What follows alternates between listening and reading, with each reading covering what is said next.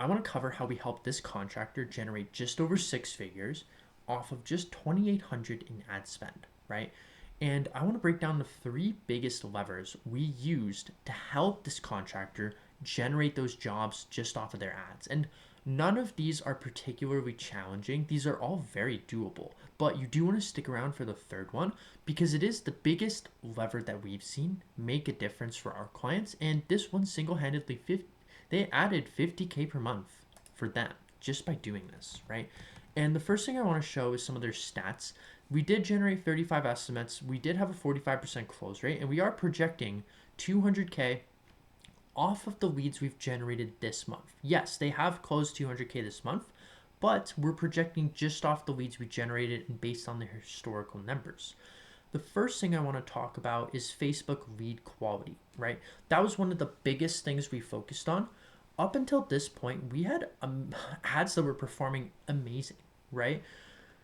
They would generate good returns, they would perform well, they would be efficient, but what we noticed is that over time, the lead quality went a little bit down. It was nothing major, but we wanted to kind of fix this issue, and I want to show you really how we did it, right? And just to note, the way we kind of track, we have two different things we track. We have a overall quantitative sales funnel and a marketing sales funnel. For a quantitative sales funnel, we wanted to kind of look at and show that the cost of acquisition is good, the conversion rate is good, the profit on the ad spend they spend is good.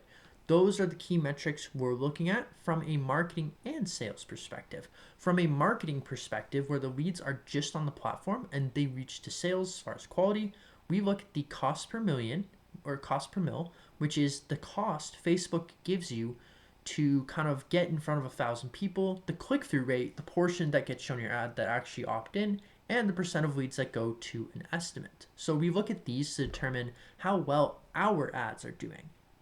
And you do have to keep in mind the leads that go to an estimate, like the percent, it is impacted by the admin salesperson. So we do have to work in tandem with them. And that can be kind of determined by what they say, how quickly they dial, and how often they dial and follow up. We determined, based on some of the other stats, that it was more of a lead issue on our end more than anything. And what we wanted to do with this is we fixed this by testing out different copy and then adding friction on the lead forms. We would have the action people could take when they click or swipe up. They would submit their info via a form. So we tested around some of the questions we would ask while being concise to make sure we got as many people in, but also impactful. So we got the right people in. And how this helps is because when you have more qualified leads, you can have that be a flywheel. So what we did is we have the setup on Facebook and through the CRM and everything else to have it down so when they mark a lead as qualified or estimate booked, then it can pass back to Facebook as a good lead, so it'll target similar people, right? And then just here are some of the stats. Like, it's nothing crazy at the end of the day. The cost per lead, obviously for the third campaign here, the one with two leads, we did cut it because 116 per, a little expensive. But these two, they're rocking. The two top ones, they're rocking pretty well for the most part. And then outside of that, that was kind of it. And we didn't put a ton into ad spend this month for them on Facebook, just because if you're not familiar with advertising on Facebook, it is way harder in Q4. Why? Because there's more competition. I am bidding to get my ads in front of a person and everyone else is bidding against me. So if there's more people bidding, your price to show the ad is going to be a little higher. This is the CPM metric I was talking about earlier. So generally Q1, Q2, Q3, a little lower. Black Friday and Christmas season kind of mess it up, but whatever, right? We still deemed it valuable. And this is why you still do ads, because with this, we can get people booked out for a couple months in advance. We can get people doing the job right now. We can test what's working, and then we know, okay, we can scale this up by 2, 3, 4, 5x as the new year comes, right? So you really do want to keep advertising in the middle of the year. But the next portion was the local service ads portion. This is kind of the main channel for them, and I'll explain why, because it does so damn well. But they follow the rules of keep it stupid simple for this. And this is what we like for them, because like you don't have to do a lot. And the other thing I should talk about too, for LSA, they added 70% of leads. It was around 75% now that I think about it. Of leads turned into an estimate. Very simple. Facebook was around kind of like, I think it's around like 48% ballpark. So both are good, but I'll explain why one was so much higher than the other outside of lead quality. But the things you want to do for LSA, very simple. You want to post every single day. You want to upload. You can do before after jobs. You can have location specific questions in your Q&A. You can answer questions that people are going to have just by posting every single day, but you do want this to be out there.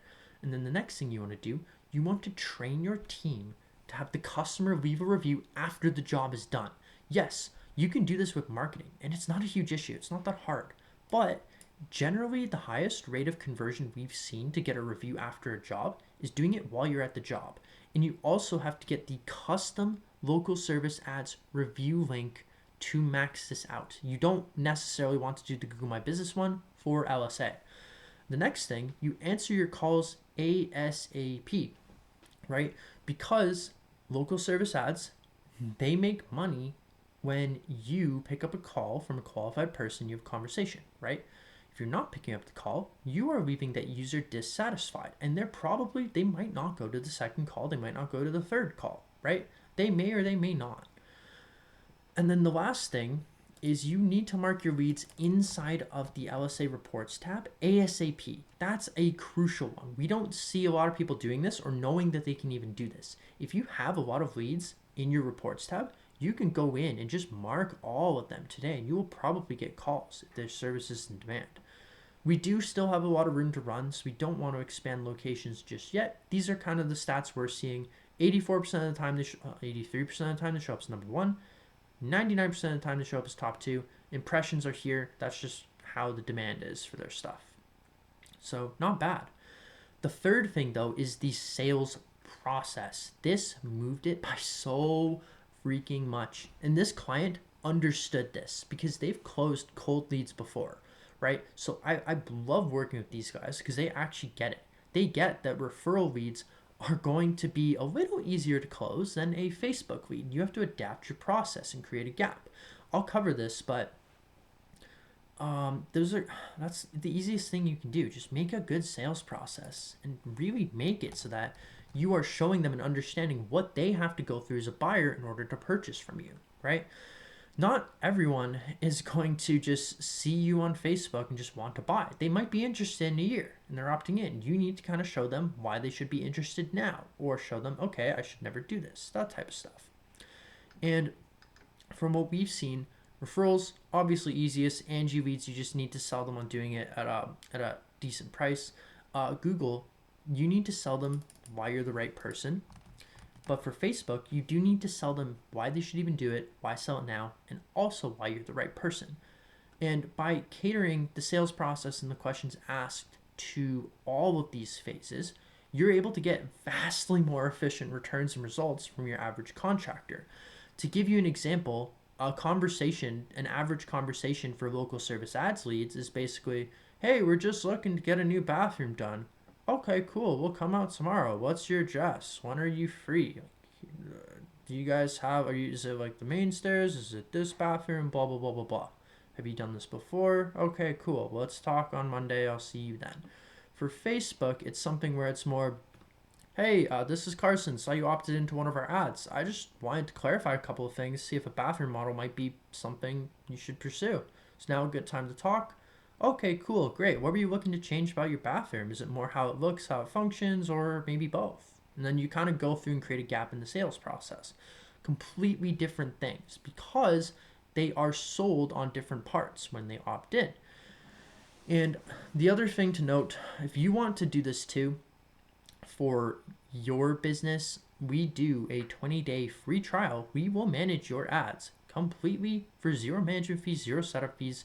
You want to get similar results to this from an award-winning agency, like the award behind me, then great. Book a time on the Calendly in the link, and we'll speak to you then.